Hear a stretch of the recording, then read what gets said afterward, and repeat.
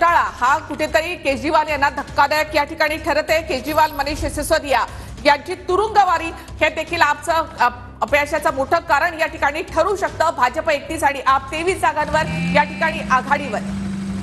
बहुमतापासून भाजप फक्त 6 जागा दूर आहे। 70 पैकी 55 जागांचे कौल हाती आलेले आहेत। त्यानुसार भाजप 31 जागांवर आघाडीवर आहे, तर आम आदमी पक्षाचे 23 उमेदवार हे आघाडीवर आहेत। फक्त 5 ते 6 जागा भाजपला आता हव्यात बहुमत स्थापन करण्यासाठी दिल्ली। कलानुसार भाजपला बहुमतासाठी फक्त 5 जागांची आवश्यकता आहे। 36 ही मॅजिक फिगर आहे आणि या 36 या मॅजिक फिगर कडे कुठेतरी भाजप आता जाताना दिसते।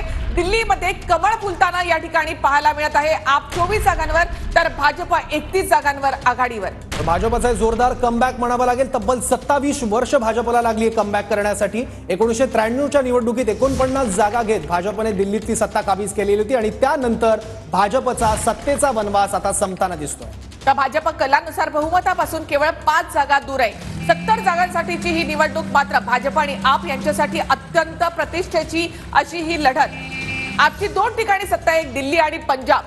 काँग्रेस बादली या एकमेव मतदारसंघामध्ये आघाडीवर आहे। तर बादली या मतदारसंघातच काँग्रेसला फक्त आघाडी मिळू शकलेली आहे। इतर दिल्लीतला असा कुठलाही मतदारसंघ नाहीये की जिथे काँग्रेसला आघाडी मिळालेली आहे, बादली हा मतदारसंघ सोडून। तर भाजप 31 आणि आप 24 जागांवर आघाडीवर, तर काँग्रेस 1 जागेवर आघाडीवर आहे। भाजपने या ठिकाणी मोठी मुसंडी मारलेली आहे। भाजप सत्ता स्थापनेपासून केवळ 5 जागा दूर आहे। हे कल आहेत, या कलांमध्ये भाजपने सगळ्यात मोठी आघाडी घेतली आहे। सुरुवातीपासूनच भाजपने आघाडी घेतली आहे।